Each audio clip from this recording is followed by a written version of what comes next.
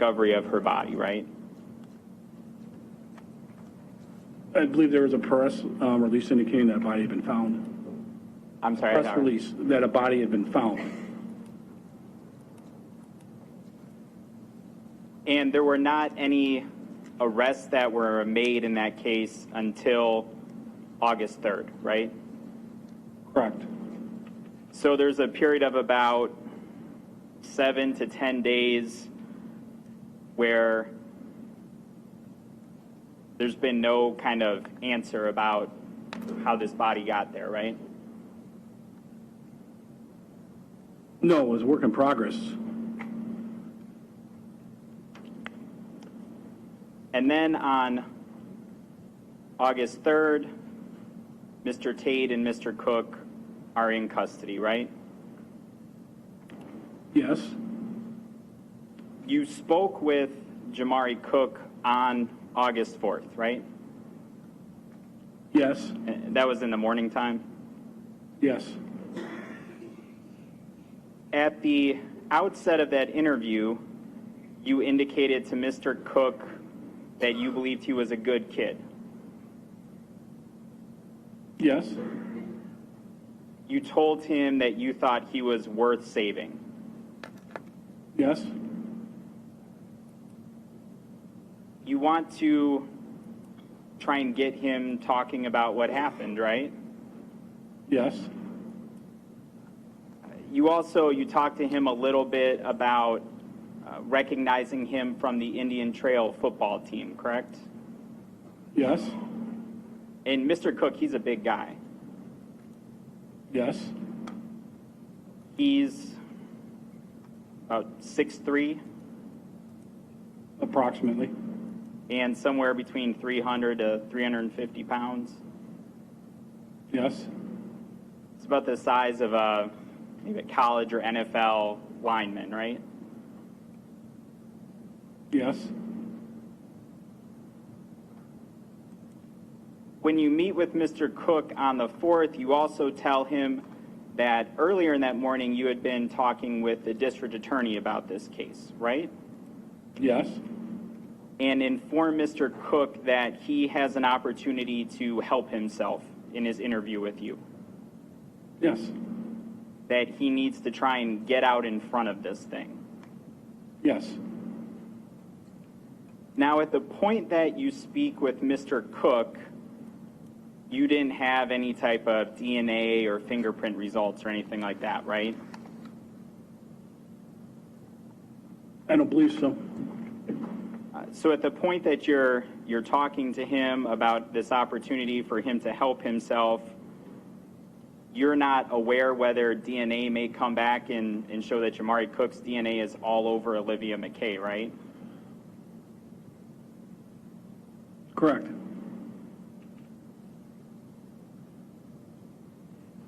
And the purpose of interviewing Mr. Cook or any other person that you're talking to is you're trying to get information from them, right? Accurate information. Accurate information, and also as much information as you can get from them, right? The more the better. Yes. You want to make someone feel free to talk with you, right? Yes. You want to put them at ease in that interview, right? Yes. You certainly don't want to rush them while you're interviewing them, correct? I don't understand what you mean, rush. So you don't want to, basically you don't want to sort of cut them off from telling you what they want to tell you, right?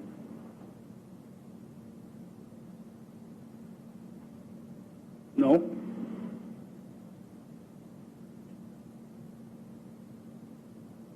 When you interview a witness or a suspect, you don't tell them, only answer the specific question that I've asked you, right? No, sometimes they may not answer the question I asked, so I have to repeat it. So I'll say, this is my question I'd like you to answer. But you're not telling them, don't give me extraneous information, I just want a yes or no answer to this question, right? I ask open-ended questions as well as closed-ended questions. But as we said before, your purpose is to try and get as much information as you can, right? Yes, and in the course of doing that, yes/no questions are asked and open-ended questions are asked. And so, because you're not always going to know what the answer is to the questions that you're asking, you want them to provide you with as much information as possible, right? Yes. When you spoke with Mr. Cook, you told him you wanted the truth, right? Yes.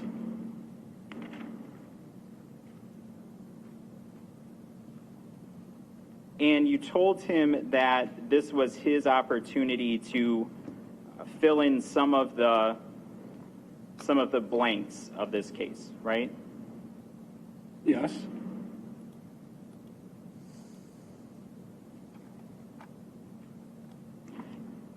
Your interview with Mr. Cook was pretty lengthy, right?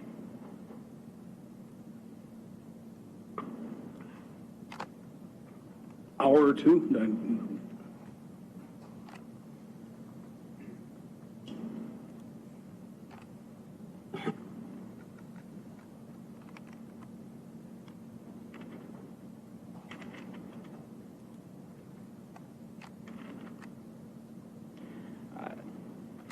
If I told you that the interview started at about 8:57 a.m. on August 4th, would that sound about right? Yes. And then concluded somewhere around 11 o'clock on the 4th, would that sound about right? Yes. So you're there for a while with Mr. Cook, right? About an hour or two. Yes. He shared a lot of information with you. Yes. During your interview with Mr. Cook on August 4th, he never told you that Daniel Tate said to him that the three of them needed to go to the band shell to meet with someone who owed Daniel Tate money, right? I don't recall that. Mr. Cook never told you that when he and Daniel Tate were in Mount Pleasant putting garbage bags on Olivia McKay's body, that Daniel Tate was wearing surgical gloves, right? I don't believe he did, no. He did not tell you about going to the Knights Inn in Racine, right? No. Mr. Cook did not tell you that when Olivia McKay's body was put into the trunk of the car, that Daniel Tate had driven the car back onto the grass at the park, right? No. Mr. Cook did not tell you anything about driving to the state of Illinois on August 3rd with Daniel Tate. No. He did not tell you that on August 3rd that he and Daniel Tate had talked about what they were going to say to the police if they got caught, correct? No.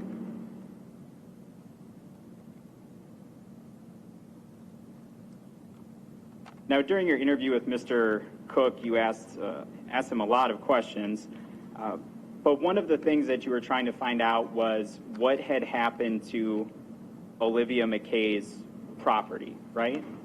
Correct. And so you asked Mr. Cook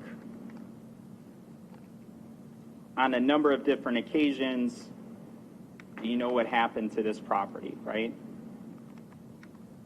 Yes. On August 4th of 2017, he didn't tell you what had happened to that property, right? I think in particular I was interested in the Olivia McKay's McKay's cell phone because that was still missing. But Mr. Cook wasn't able to provide you with information about that on August 4th, right? No. He also wasn't able to provide you with information about property that had been found on Washington Road on July 24th. Wasn't able? Correct. You asked him about it, though, right? About the property that was found on Washington Road? On that day, yes, and other days.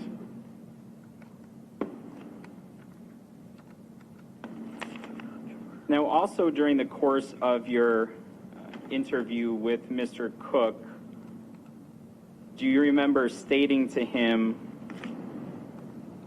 that, did he say he choked her because he wanted her car? I mean, did he? No, he didn't. I remember asking him the purpose of choking Olivia, and if one of the reasons that the defendant had done this was he wanted the car. But Mr. Cook was saying no. I don't think he knew the purpose of why he wanted the car. Mr. Cook didn't say during your interview with him on August 4th that Daniel Tate said he killed Olivia McKay so he could take her car, right? No, he did not tell me that.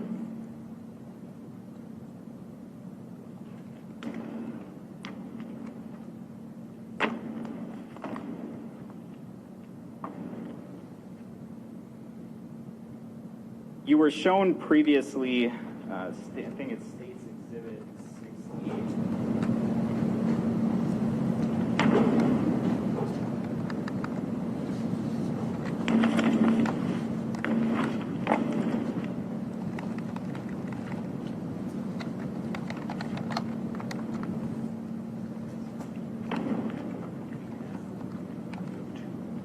Sorry, we're just accumulating a lot of exhibits now. Should be up there.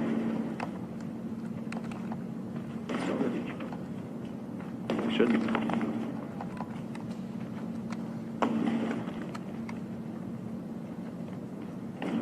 Here we go.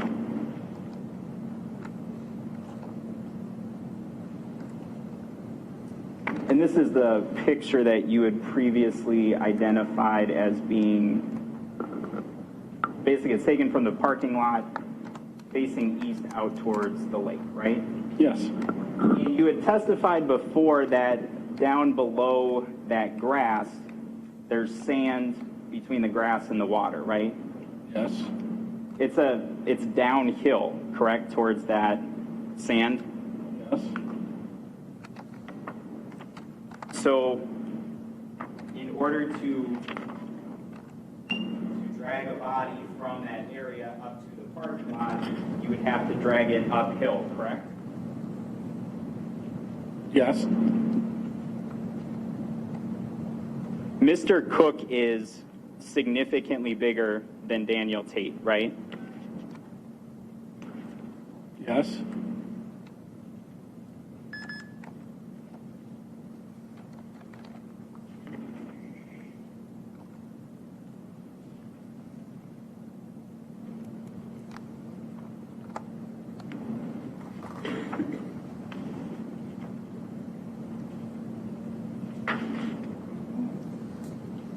Now, you indicated that you spoke with Daniel Tate on August 3rd, right?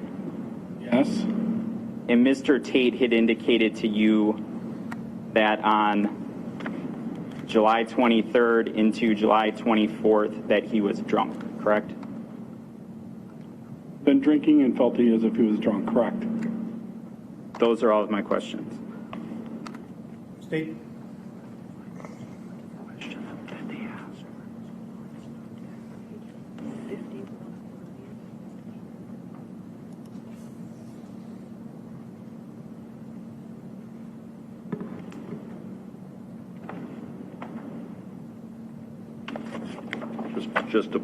Pardon me for just a second, Your Honor.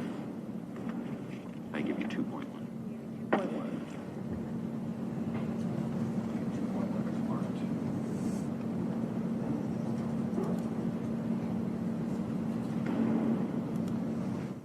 We just listened to a cross-examination of Detective Kenneth Duffy, who was testifying about a conversation that he had with the key witness in this case, Jamari Cook. Jamari Cook said he was present when the defendant in this trial, Daniel Tate, 20 years old, committed a so-called murder on the beach. The victim, 17-year-old Olivia McKay, was lured there by Tate under the supposition that there would be some kind of sexual activity. Cook said that Tate put McKay in a headlock and then eventually strangled her to death while holding her head underwater there on the shore of Lake Michigan near where that photo was taken. We're going to go back to court now and listen to a redirect of this detective. Switches to first. Can I have 2.1 back? Is that the one you have there?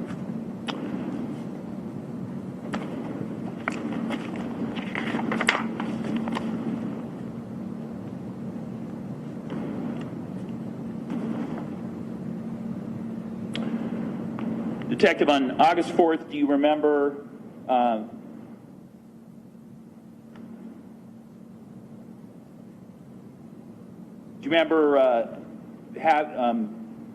officers saying, "Tell me what happened," and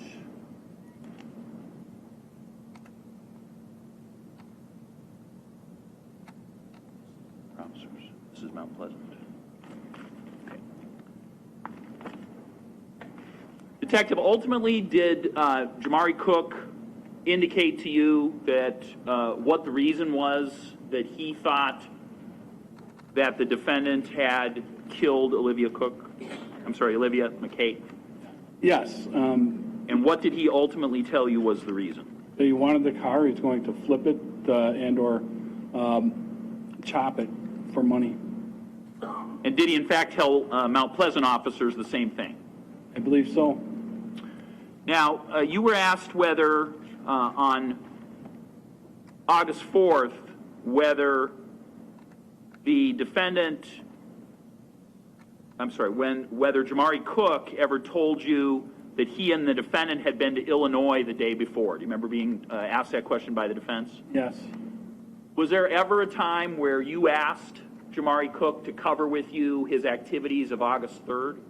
The day, of the day before his arrest, so August 2nd? Or August 3rd before the arrest? No, I think we concentrated on the encounter on the evening of Sunday, July 23rd into the early morning hours of Monday, July 24th. And do you recall the defense asking you about the cover story? In other words, that Jamari Cook indicates that he and the defendant got together in Columbus Park and said, here's what we're going to say if law enforcement asks us about Olivia McKay. Do you remember him asking you that question today? Yes. And do you recall ever bringing up the subject area with Jamari Cook of, hey, had the two of you ever talked about what you were going to say, or did the two of you ever come to any conclusions about what to say? No, I don't believe I ever discussed that. Before you got DNA results or fingerprint evidence, did you ever think to ask Jamari Cook any questions about whether the two of them had done anything to possibly conceal evidence, like wear gloves or any of that? Had you even brought up that topic to Jamari Cook before those results came back? No.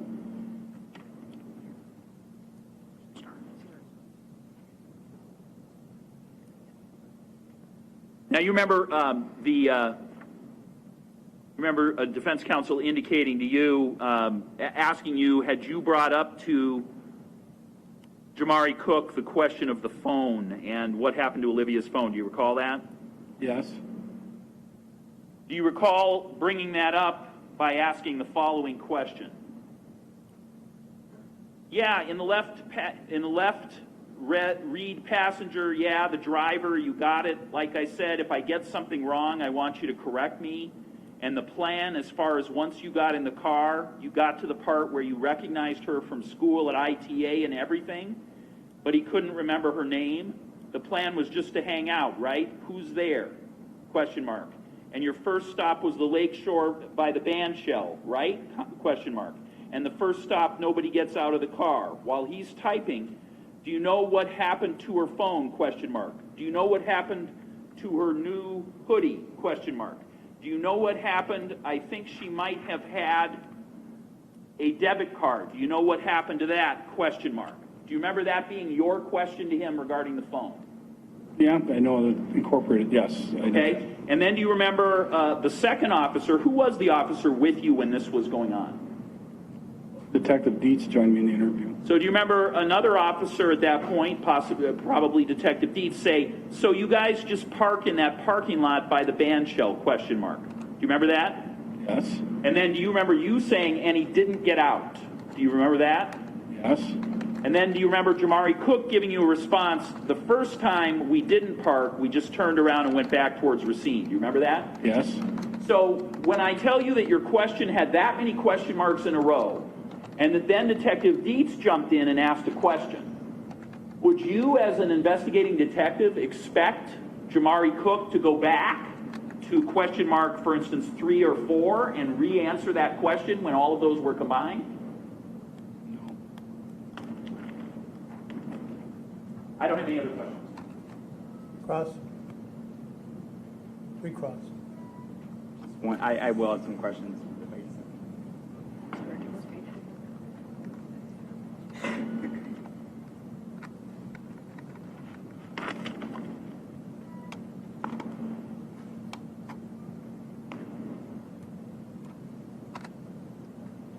Your questions to Mr. Cook about this property on Washington Road. Objection. I didn't ask any questions about Washington Road's property. I didn't cover. That's right. Again, you're correct, but I'm very flexible on where it's not being abused on permitting questions that were not within the scope, so the objection's overruled. Okay. Well, I guess here's my question is, you were read a question of your question of Jamari Cook, right? Yes. Okay. I'm worried that this is going to get confusing, but we're going to try our best. And in that question that was just read to you, there were a number of questions, but one of them was, do you know what happened to her phone, right? Yes. Was that the only time that you asked Mr. Cook about this phone? No, I had subsequent conversations with Mr. Cook, and the topic of the phone came up again. On August 4th, you had asked him at a different point, while you're driving, did you get rid of anything? Do you remember that? Yes. And he didn't tell you anything about getting rid of any property, right? Not on that day.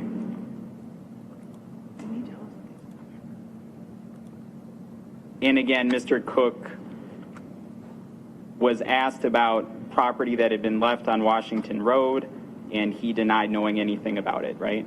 On that day, correct. Now, you were asked about whether you had posed a question to Mr. Cook about gloves or anything like that, right? I believe, I don't know if I ever asked him about gloves. I think when we had a discussion about bagging the body, I think he indicated he wasn't wearing gloves. I guess the point is that during your conversation with Mr. Cook, although you may not have explicitly asked him, were you wearing gloves, you had a couple of different conversations with him on August 4th about these garbage bags that were used on Olivia McKay's body, right? Yes. And that was discussed, as you said, on a couple of occasions with him on the 4th, right? The origin of the garbage bags? The fact that garbage bags were used to put over Miss McKay's body, right? Yes.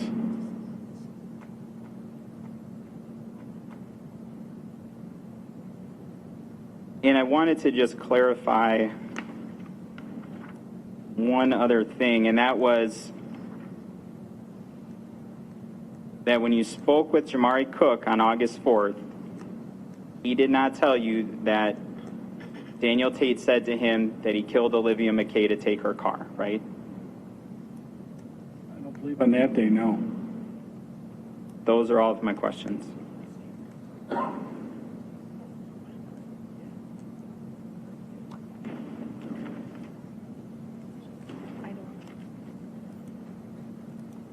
Just a moment, Your Honor.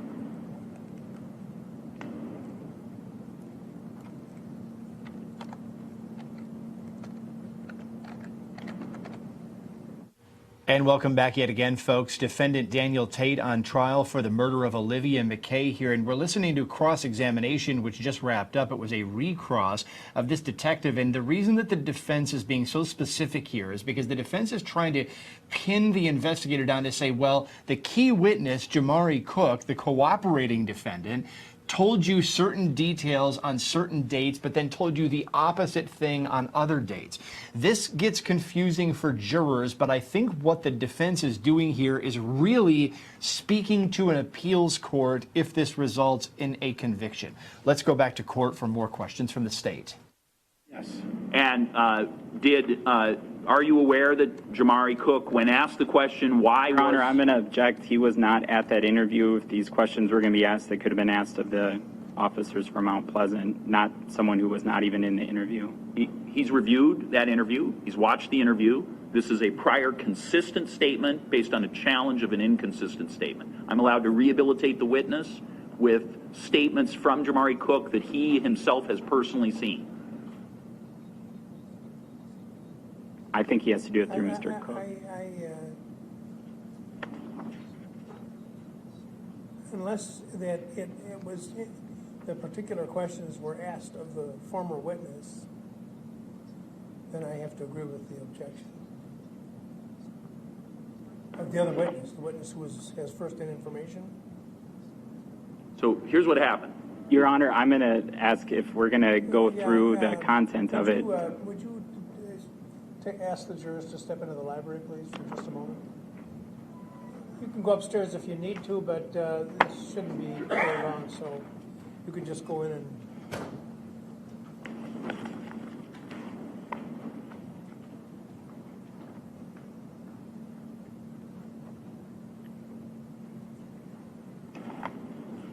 It's not in the statement. In a taped interview, why did your co-defendant kill this individual? He said he did tell me he was going to take her car. So that direct answer was made. So they didn't ask that question of him, which would not cause me to be able to ask that question of Jamari. And now, regarding the interview a day later... Why wouldn't you have asked that question of that witness, since it provided a motive to commit the crime? He provided that information. Jamari was asked the question on direct. I asked Mr. Cook on direct, why did he kill this person? And he said to take the car. But I never said to him, did you say that on August 3rd to the police officer? But he testified to that substantively. So now defense is attempting to impeach Jamari Cook by providing an indication that on August 4th, he didn't offer that answer to this detective. But this detective is aware that the truth is that the day before he did offer it to law enforcement when he was asked that direct question. So it's not hearsay because it's a statement that is a prior consistent statement. We are in a direct attempt to impeach a statement that he made under oath. And this detective has knowledge of that statement. He's reviewed this transcript. In fact, we all have copies of this transcript. The court's reviewed the transcript. I'm sorry, the court hasn't, but we've all seen the transcript. So there's a precise place where the day before Mr. Cook did offer that answer. Mr. Johnson?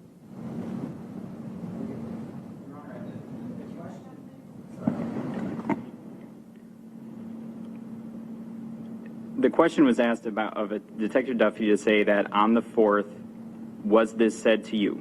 And the answer was no.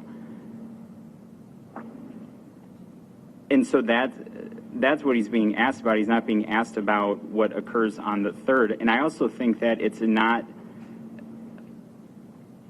And if Mr. Gravely could just point us to the direct place within the transcript that he's citing from, that might be helpful, but it sounds like it's not completely responsive. It's not the same subject, because I think he says something about, at least what I think I heard Mr. Gravely say, is that he was asked, why did he, or something about he killed her, but it said he was going to take her car. He didn't say I killed her to take her car. I think it's two different things, but if we could have the specific place in the transcript, that may help. I'm happy to do that. It's page 13, and it starts line 4, of audio tape 2.1. Officer says, tell me what happened. Jamari Cook says, he choked her. Officer 1 says, why? Jamari Cook says, I don't know. He did tell me he was going to take her car, though. Officer 1 says, what do you mean? Jamari Cook says, take her car and flip it. I don't think that's the same thing. He's not. That is not at all to me what the same thing he's saying. Jamari Cook says, sure.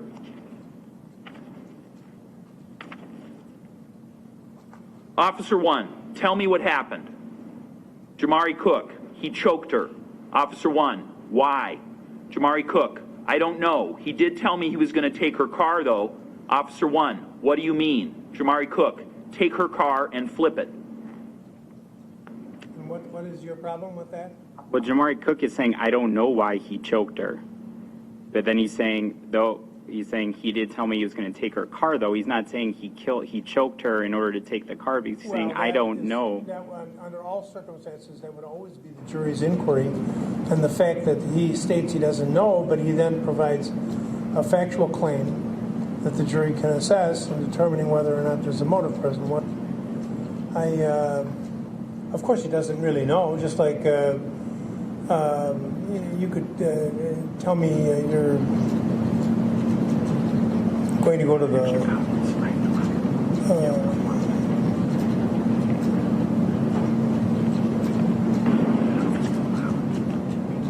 It's the only copy we have. tell me you're going to go to the ball game.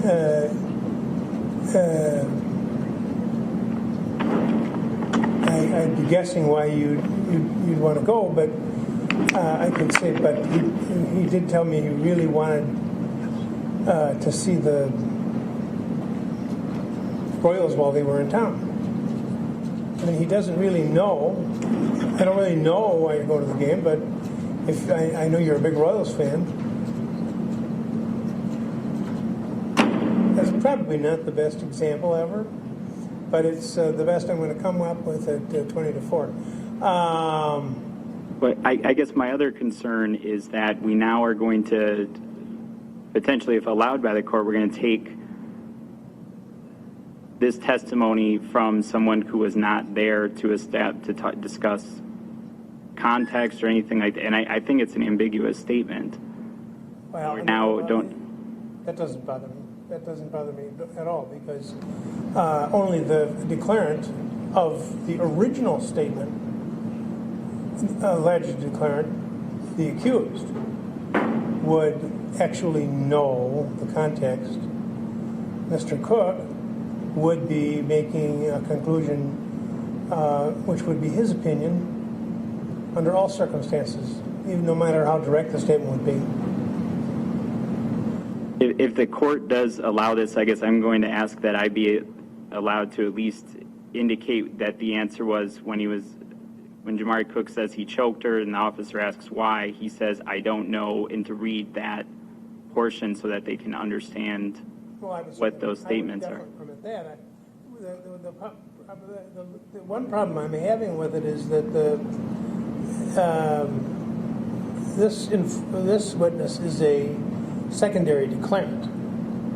Sure, but hearsay doesn't require us to bring in a first-hand individual judge. It's either not hearsay or it is hearsay. So who the deliverer is doesn't matter in a hearsay issue. If it's here, you can. Oh, I don't agree with you at all. Well, what do they mean by secondary hearsay or second layer hearsay? So this is an individual who has, who is part and parcel of the entire investigation, Well, and he's reviewed the transcript. You're getting into the business records exception Sure. to the hearsay rule, and that's what I'm trying to work through. Is I do think that the initial statement attributed to the defendant is a non-hearsay statement because it's a statement of a party opponent. The statement of Mr. Cook, that portion that says he did say he wanted to flip the car, or whatever the word was, is also a non-hearsay statement because he actually claims to be an eyewitness to the statement. The question to me is Detective Duffy's offering it from the witness stand, and he is a hearsay declarant. He's not a declarant. He's offering hearsay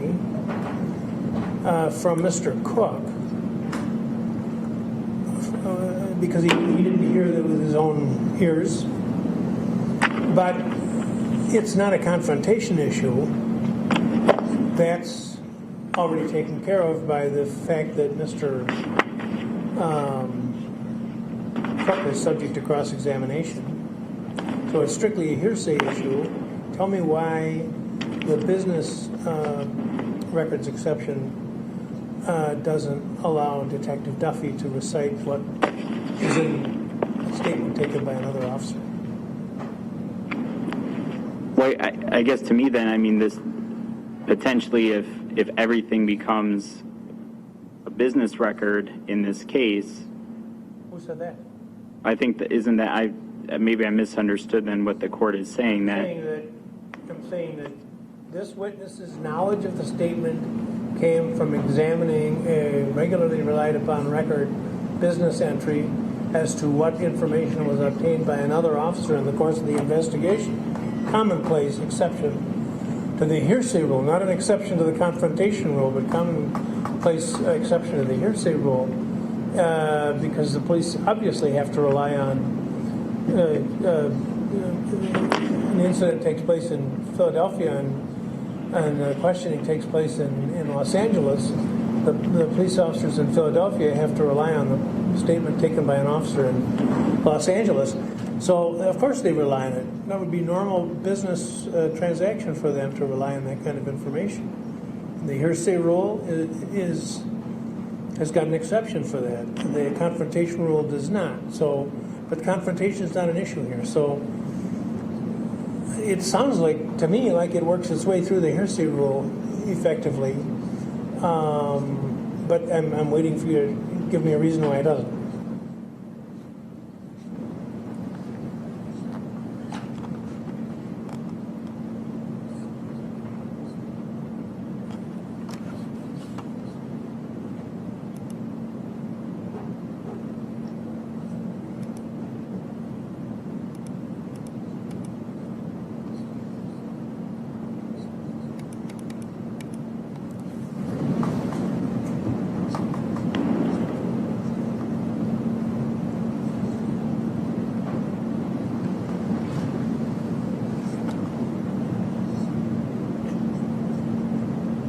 Your Honor, I don't have any further.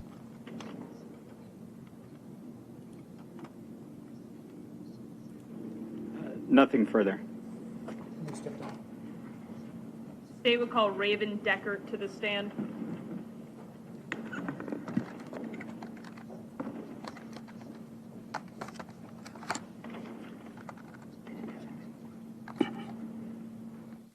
They must have slid the jury back in the room there, folks, because wherever this was going, apparently it happened very, very quickly. And we were getting signals that that might have been the last state witness here, but we just heard that the state was going to call another witness. So I'm wondering if where this whole back and forth about how they were going to deal with who can testify as to what, maybe they are going to bring another witness up on the stand and get the person who was there to hear it.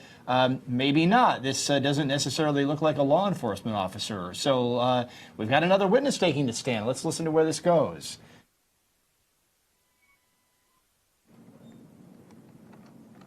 could you please speak into the microphone in an out loud voice? We have trouble hearing. Yes. And state your name for the record and spell it. Raven Deckert, Ravendeckert. And do you know someone by the name of Daniel Tate Jr.? Yes, And how do you know Daniel Tate Jr.? I know him through school. And when did you first meet Daniel Tate Jr.? In 6th grade. So approximately how many years ago would that be? About 5 or 6, I believe. Do you see Daniel Tate Jr. in the courtroom today? Yes, Can you point out where he's seated, what he's wearing? over there, and he has a striped shirt on. Indicating the accused. Now, at any point, did you date Daniel Tate? Yes, And when would that have been? last year, 2017, probably about in May. And while you were dating the defendant, where was he living? With me And where were you living? at the Night Cinema Racine And how long had you been living there? for about a year, And how long did he live with you there? maybe 6 months at most. And who else lived there with you? My mother. So he lived there for maybe up to 6 months? Yes, And where is the Knights Inn located? Racine, Wisconsin, off Oaks Road. And what is the main Racine highway that would get you to Oaks Road? Washington or Durand. Okay. Now, do you recall having a conversation with the defendant on July 24th of 2017? Yes. And how did that conversation first begin? He messaged me on Facebook about a car he was selling. I'm going to approach and show you what's been marked as State's Exhibit 41. Prior to this, were you friends with the defendant on Facebook? Yes, And did you know what his Facebook profile name was? yes. And what was that? It would be the DG Youngin. And then this other person here, that'd be you, Raven Deckert? Yes, So you indicated that he contacted you on July 24th of 2017. Do you recall approximately what time? maybe in between 2 and 4 p.m. Okay. So if I told you that UTC time is 5 hours difference, so about 2:15 p.m., does that sound right? Yes, And so we're going to read these together. Let me take this one here.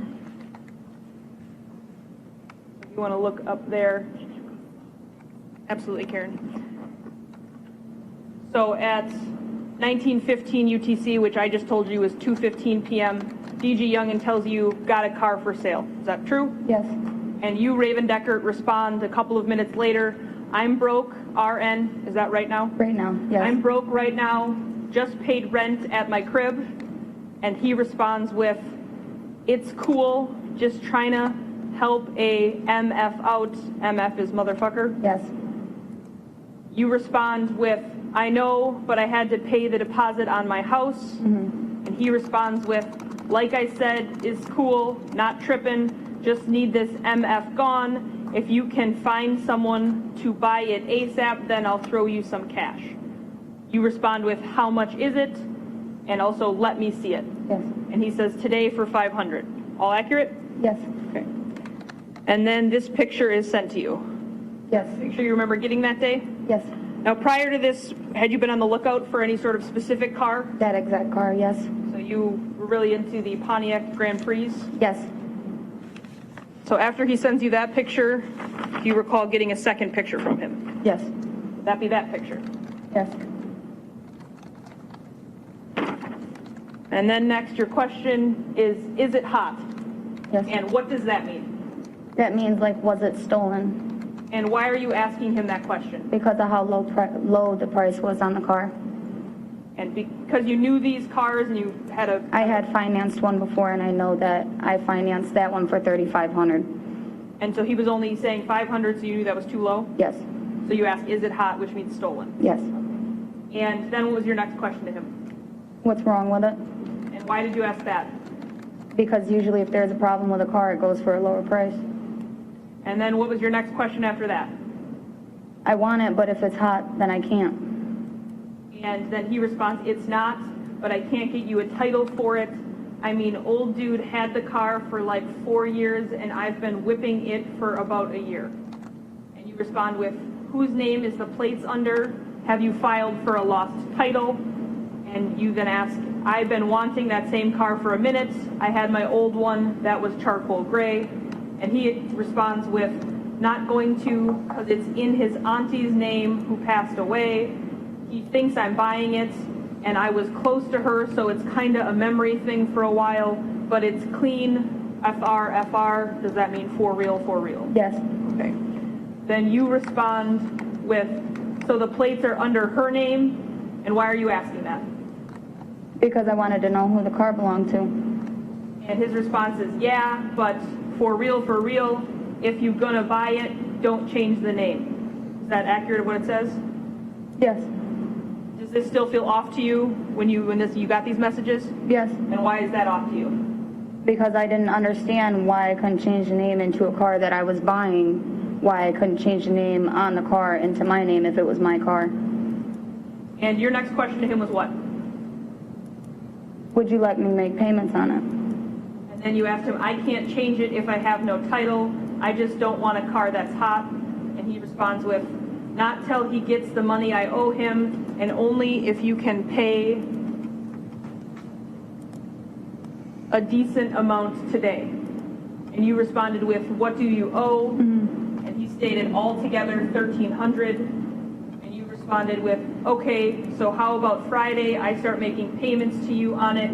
I won't take it till I fully pay off my part though, and I can help what you pay to him.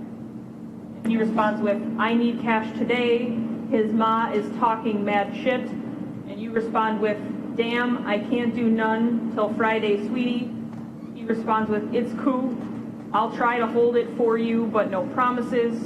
You respond with, okay, just let me know. You know how I am with Pontiacs, LOL. And he responds with, if you can get us a ride to Keno, RN, right now, we can meet up if you for real, gone, pay at least $200 on Friday. You then ask, where are you? Racine. And he says, yeah, you can't even get $50 right now. You then state, I'm completely broke, sweetie. Literally, I paid for my alcohol classes and then my rent. He responds with, okay, can you do that or not? You inquire, get you a ride? He responds with, yeah.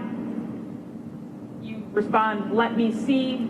He responds, we're leaving now and won't have Wi-Fi. He then says, literally leaving now. You say, where are you going? Why don't you come over back to my mom's so I can find you a ride? Would your mom's be the Knights Inn at this point? Yes. He then responds, it's me and my dude, J-Doe. Prior to this day, had you ever met J-Doe? No. So you didn't know J-Doe was Jamari Cook? No. Not familiar with him at all? No idea. D.G. Youngin then says, I'll sit outside. And you respond, just come meet me by the picnic table. I'll be out there.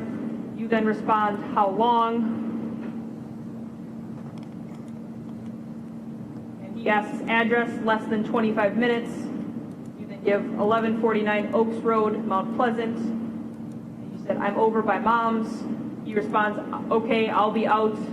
Meet us in a front. You said, just come back by my mom's room. Then you said, I'm when you gonna be here, LOL. He said, I'm not going back there. You asked, okay, well, how long for sure?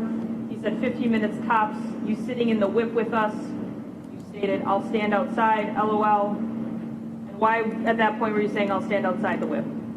Because I didn't trust it. I had a gut feeling not to do anything with that car. And he responds with, okay, if you don't trust us, I'll bring the shit to Keno RN right now. You then say, no, I'll be up there, come on. He says, okay. You say, KK, I'll see you soon. And he says, see ya. Now, is that an accurate recitation of the conversation or parts of the conversation you had with Daniel Tate that day regarding this car? Yes. Does anything about that conversation we just read together seem altered or changed in any way? No. Your Honor, I would move State's Exhibit 41 into evidence. Is there objection? No objection. Proceed. So after the plan was made that he was going to come see you at the Knights Inn, a place that he had previously lived with you and your mom, that day, did he end up showing up? Yes. And who did he show up with? Jamari. And what do you remember about when they pulled into the parking lot? When they pulled into the parking lot, I realized they both had latex gloves on. So did they park near you? Yes. And did they get out of the car? After the car was moved. So who could you see driving at the time they initially pulled into the parking lot? Daniel. And even though they were in the car, you could see latex gloves? Yes. Did that strike you as odd? Yes. And why did that strike you as odd? Because nobody should be driving a car with latex gloves on unless they obviously stole it. Now, after they initially pull in, you indicated that they moved the car. Yes. Why did they move the car? Because I told them I didn't want it on my property. And where did they move the car to? They moved it, I believe, kitty corner to my house. And then after they moved the car kitty corner to your house, did they leave or did they come back or They something? came back and talked to me. And what was the conversation about when they came back? The conversation was pretty much just about normal stuff, like how he's been, you know, trying to get him to keep his stuff straight because he had a child on the way. It's just normal things. So you were talking primarily to the defendant? Yes. Now, before they moved the car, were either the defendant or Jamari Cook attempting to sell this car to you still? No. So essentially the sales pitch was in the Facebook messages and then they showed up with the car? Yes. So after you have them move it because you have a bad feeling because they're wearing surgical gloves and you talk, eventually what happens? I had arranged for a ride for them, and both of them decided that they were going to drive the car back to Kenosha instead. Initially, if they had a car, why did you have to arrange a ride for them? Because Daniel told me that he was going to call for someone to pick up the car. So he was going to leave the car that they had driven in behind? Yes. Where they parked it, kitty corner to where you lived? Yes. So who did you call to hopefully assist them in having a ride? My boss at the time, his name's DJ. And when DJ showed up, then did Daniel Tate and Jamari Cook get in DJ's car? No. What did they do instead? They decided to drive that car. Did they tell you why they decided to drive that car? No. And at that point, what did you do? I got in DJ's car and followed them back to Kenosha. And why did you follow them back to Kenosha? Because I thought that they would need a ride when we got back to Kenosha. So if you suspected that this car was stolen, why would you then follow them back if you had the suspicion that the car was stolen? Because me and my heart at the time didn't believe that Danny would have stole somebody's car. So I followed him back to make sure he didn't get in any more trouble. Not like it would stop anything, but that's what I thought. Now, when you were driving behind them when they were leaving the Knights Inn, what was the route they took back to Kenosha? We took Washington up to H, made a left on H, and took it down to 52nd, and took it down to the lake. And is that a common way you used to go, or you used to go when you lived in Racine? Yes. And why is that? Because we worked at the Wendy's on Highway 50 in Kenosha. And when you say we worked there, who's we? At some point a couple years back, I used to work there, and then my mother and Daniel worked there together. And would that be in the same time frame as when Daniel lived with you at the Knights Inn? Yes. So you guys, when you would go to work, would take Highway H in Racine? My mother and him, yes. I have nothing further, thank you.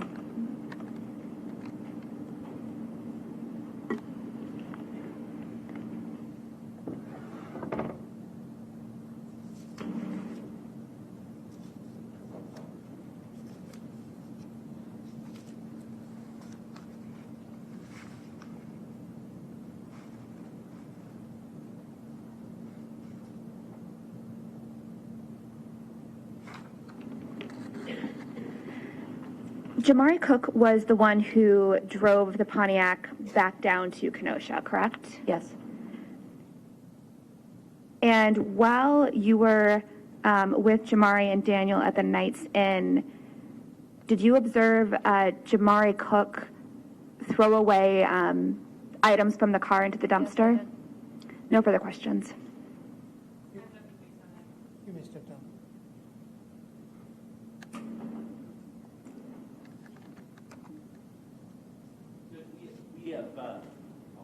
Judge, we have a number of and after that is completed, the state is going to rest. So we would move into evidence, State's Exhibit